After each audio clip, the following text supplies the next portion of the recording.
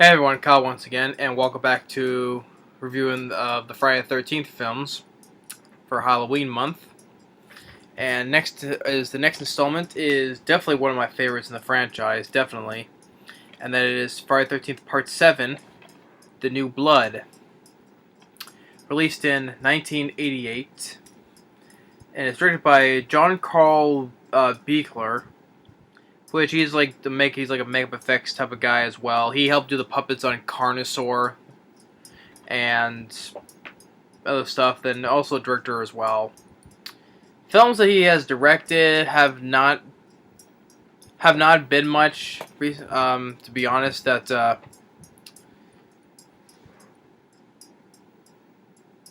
know he directed a film called the first Troll, but which is not that great, but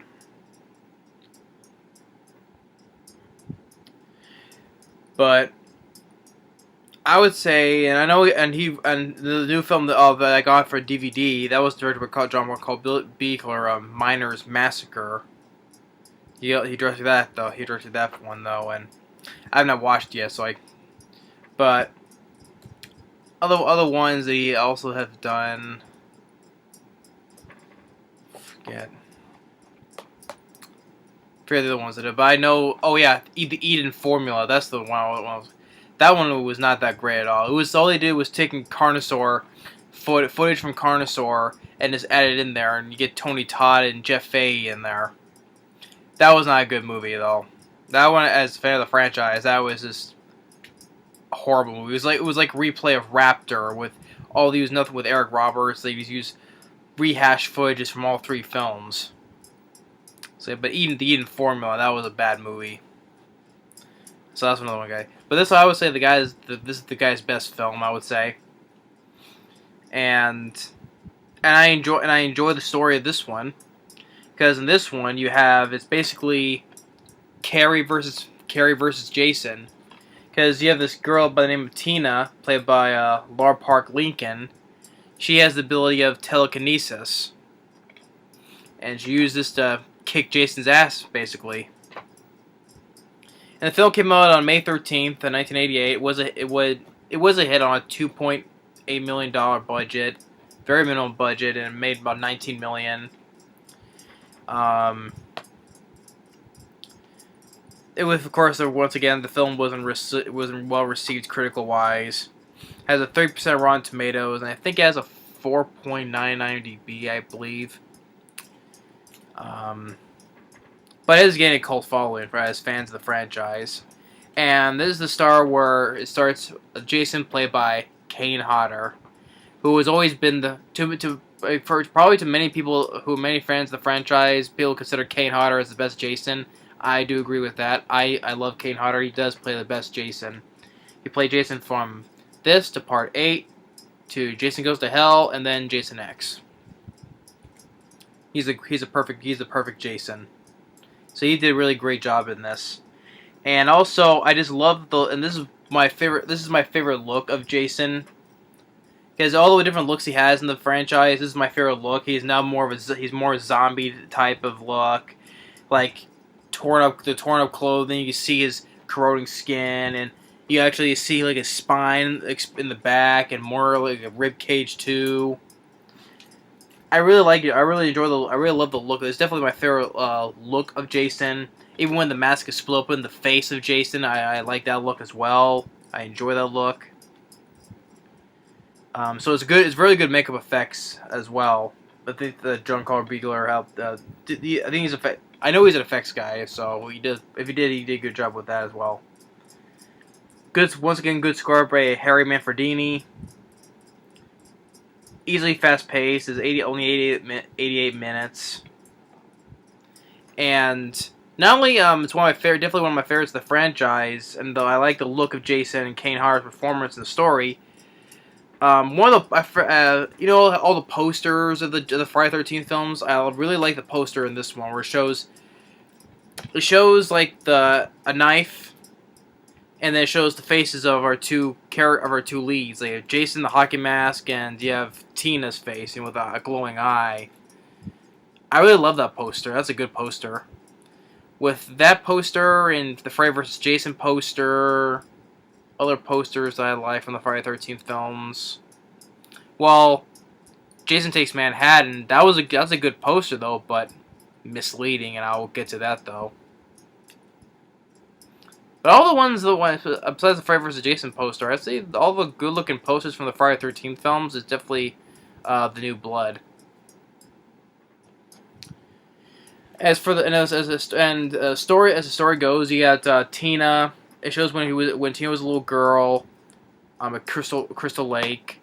Oh, and before that, you get montages of all the previous films. And you get narration, and the guy who does the narrating is Walt Gorney, who played Crazy Ralph from the first two films. He does the narration in this, having all the previous films except for Part 5. And he's like, and I think he really did a great job with the narration. The quote is like, "There's a legend around here. A killer buried, but not dead. A curse on Crystal Lake. A death curse." Because that's what he has. That's what Crazy Ralph said in the first film. You know, it's a death curse. Jason Voorhees' curse. They say he died as a boy, but he keeps coming back. Few have seen him and lived. Some have even tried to stop him. No one can. People forget he's down there, waiting. And then the open credits of the mask just splits open, and then boom, the title. So I enjoy the Walt Gorney's narration of the film, of the opening. And then once I said, shows with Tina when she was a girl, she saw her dad hit her mom. She goes onto the lake, but her dad is on the dock part, and he's like, Tina, I'm sorry, I didn't mean to do it. And he's like, no, you hit mom again. I hate you. I wish you were dead. And then her powers kick in, and it kills her father. He's like, no, Daddy, no. And then it cuts to years later when Tina older, played by Lar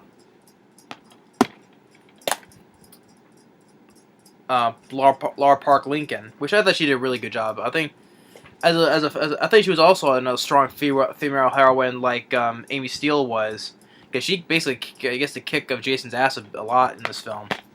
Well, it's towards the end, of course. And she goes back to her home. And waiting for by the name of Dr. Cruz, played by Terry Kiser, which I remember him. He was in the film Weekend at Bernie's, but I also remember he was in the episode of Three's Company, the episode where the guy named what was the character that he played as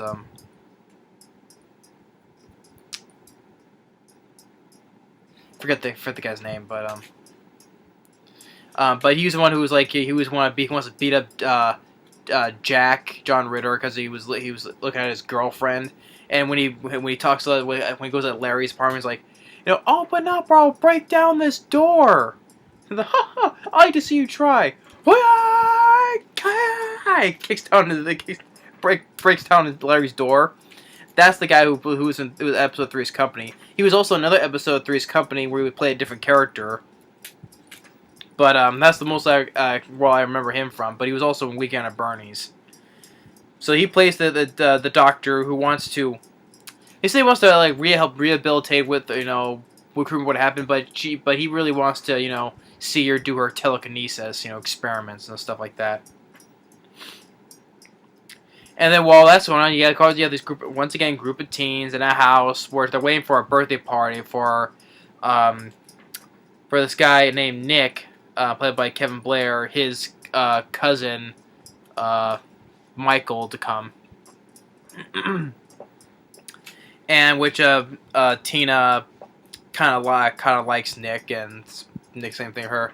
And while the other group of teens, you have this one bitchy girl. I guess, what was her name? Melissa, I think it was.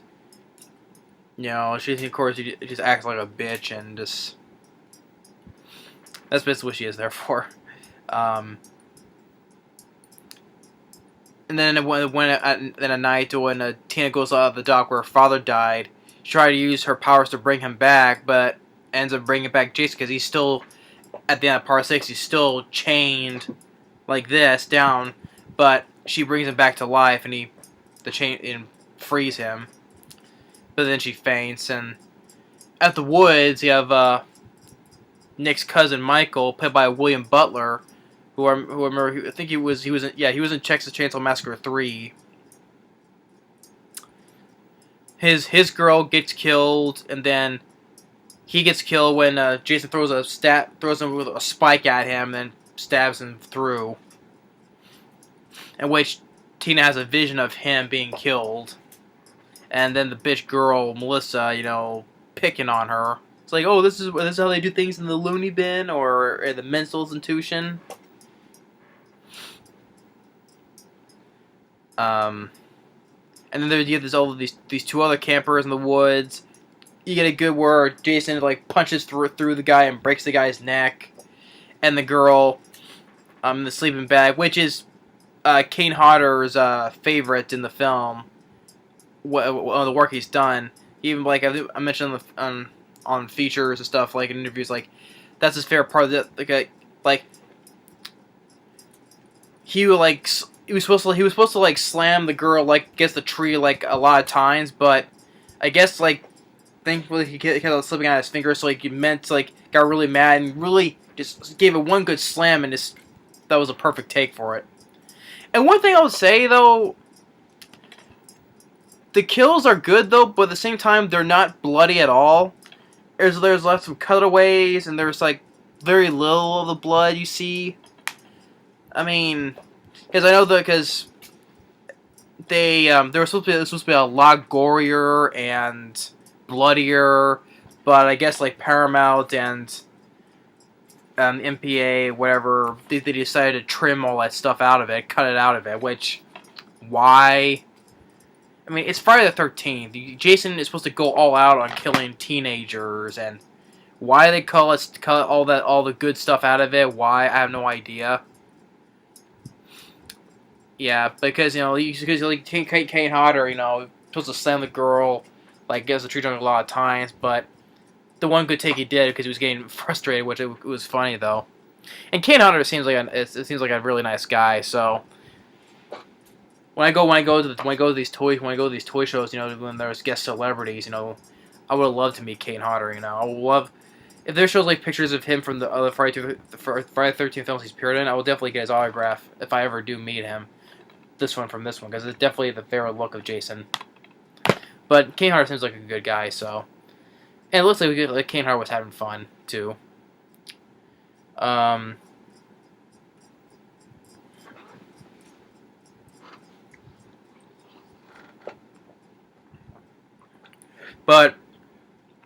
it sucks whenever I get to see those uncut of those all those brutal, gory deaths. Because there's another instance where one of the other couple where woman goes skinny dipping in the lake, and the one guy Jason kills the next. He goes like this, but they actually, and then just quickly cuts away. You don't see actually the axe physically contacting with his face. You see his face kind of split like this a bit though, but you don't see the impact of it. Not one little bit, which that's another one.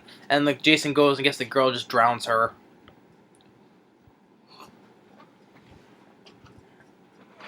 But I mean, so that we could get a nice good a blood splat though with the axe go, but it just cuts away. And then one of the girls who she wants to give herself a makeover because they made fun of her she can't look attractive. So she makes herself all pretty, and she goes out in the woods. Then that body of that one guy got his face hit with the axe, falls down. Getting chased by Jason, goes to the shack.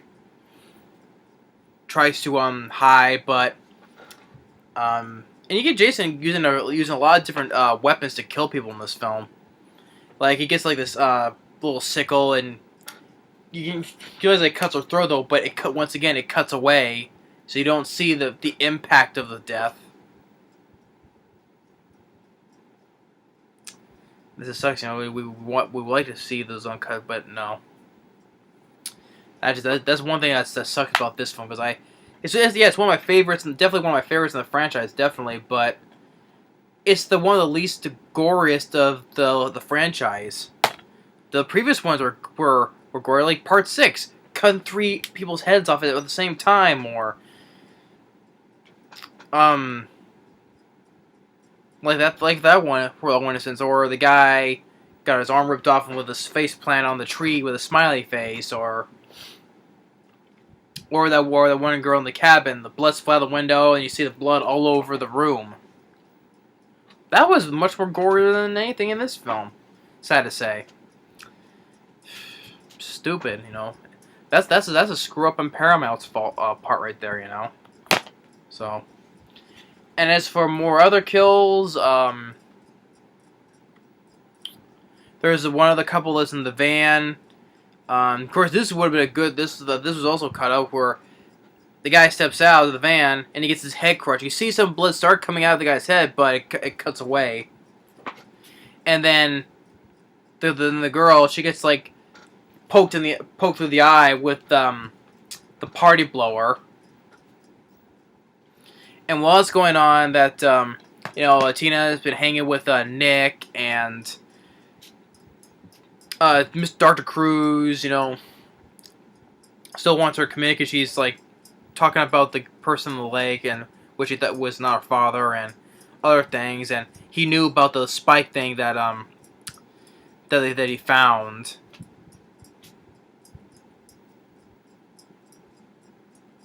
So, and she goes and she starts to drive. She wants to run away and starts driving out in the woods. But then she has a vision of her mom being killed, and she gets the car in a ditch.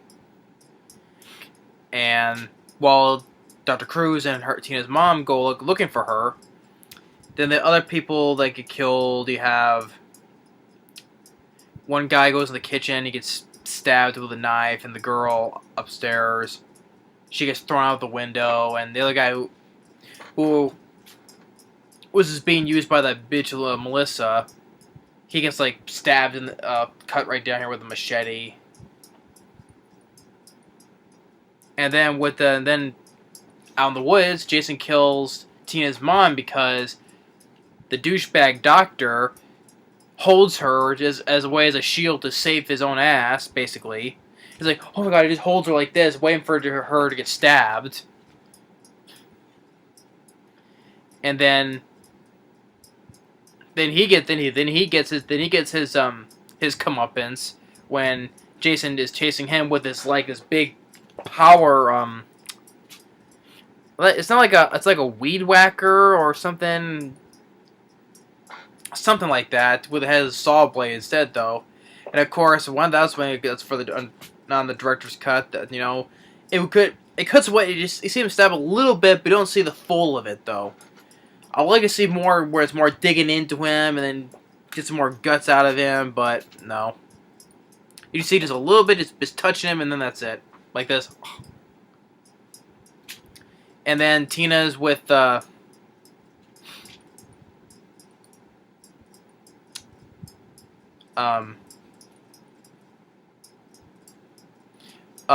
Tina, she finds those bodies of those other some of the other bodies from before, and she meets back on the road in which she finds her mother dead, and on the road she sees Jason.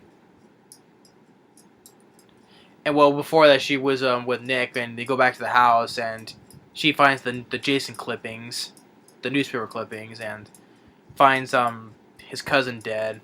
Nothing you can do for him; he's dead. And then when Tina by herself, and she sees Jason on the road, she uses her powers to really kick his ass, like trip him over with branches, get the power wire and electrocute him.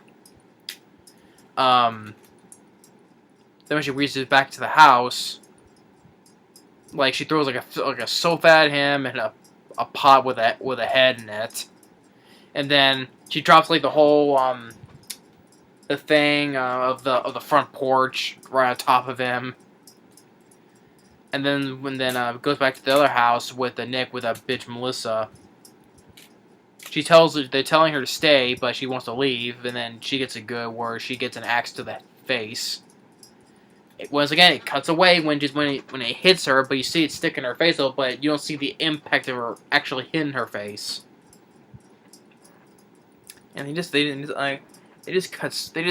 cut so much of all these good deaths, you know. Why they decided to cut all the good gore and blood out of this, I have no idea why. When all the previous ones had good enough blood in all the previous ones. Why they said that that's too much, you know. Too much my ass. So they could show it. Nowadays people will like to see that stuff. I mean, why? But anyway, they run upstairs and Tina uses to smash it with a light. And he falls through the stairs.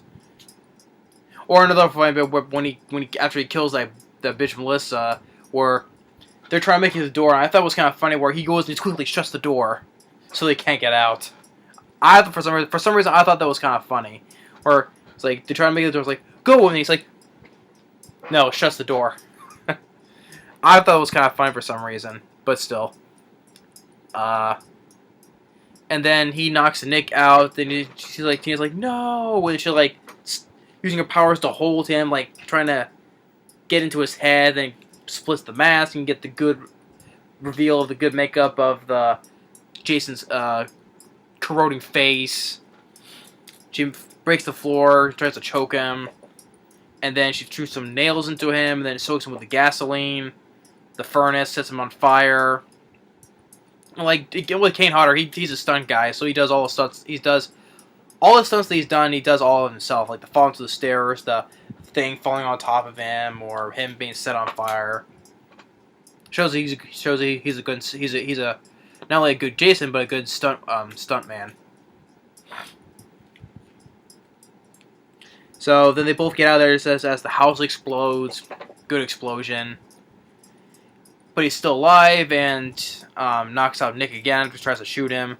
Then Tina, her powers begins and brings her dad, which his dad looks pretty much the same, except he's like a little bit dirty, wet, dirty, but still. I think they wanted to make him like a skeleton or something. I don't know. I'm not sure if I would like to see him as a skeleton, but it didn't bother me to see him perfectly normal. I guess it didn't bother me that. So he comes out, chains around Jason, and pulls him back in. And when the ambulance people arrive, you actually see John Carl Buechler in a 2-second appearance when he picks up the Jason mask. And then she, I guess, put in the ambulance, is talking and tells Nick, like, where's Jason? He's like, don't worry, we took care of him. Meaning that it was her and her father took care of Jason. So yeah, I really enjoyed Friday the 13th, the New Blood, Part 7, the New Blood. Basically, it's Carrie versus Matilda. Yeah, it's also, I would both say Matilda, but except she's a little girl, though. She also uses her telekinesis powers. Yeah, I forgot about Matilda. Why did I say Matilda? I guess Carrie and Matilda are the same thing, because they both use telekinetic powers. So you can take your pick on whoever you want to say, though. But I was preferring to say Carrie. Lar Park Lincoln, she did a really good job as a good female lead. Kicks Jason's ass a lot of times, and I like the idea of someone who basically meets up with Jason, like Jason met his match, with telekinesis. I just like that idea. That's why it's definitely one of my favorites in the franchise. Definitely. The good makeup of the look. I love the look of the Jason. That's why it's my favorite of the franchise. The look of him. And such a good makeup effects too as well.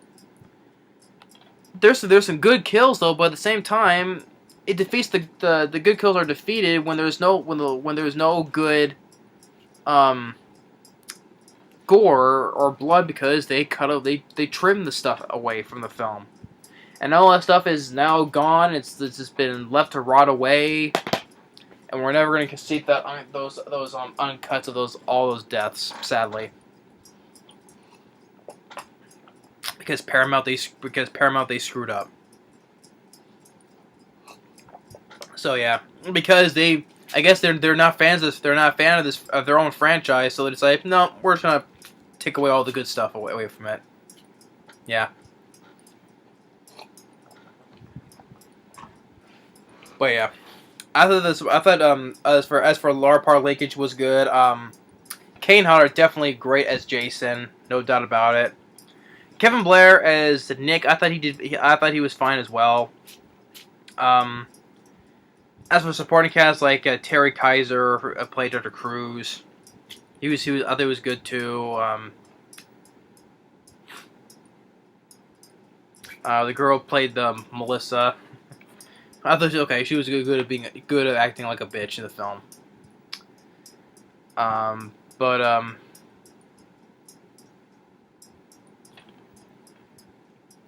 But for Lar Park Lincoln, she held her own in the film. Definitely kicked Jason's ass in the film. So yeah, that's why it's definitely one of my it's definitely my top three. It's my top three favorites of the franchise, definitely. So that's my review on Friday the 13th Part 7, The New Blood. Definitely do it this way. Definitely, I'll give it 2 thumbs up for this one. And John Carl Buechler, yeah, the rest of his films are not that great though, but I definitely say it's his best film. He can be a good special effects guy as well, because they did the puppet work on the first Carnosaur film. There's a picture with him holding a puppet, a Carnosaur puppet. So, shows he can be a good effects guy as well. But as for directing, this is his best one. Troll, and there was the Eden Formula, definitely were not that great, especially the Eden Formula.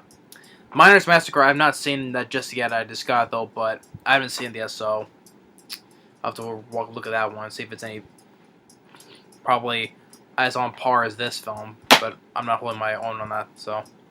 But yeah, Friday the 13th Part 7, New Blood. Really do enjoy this one.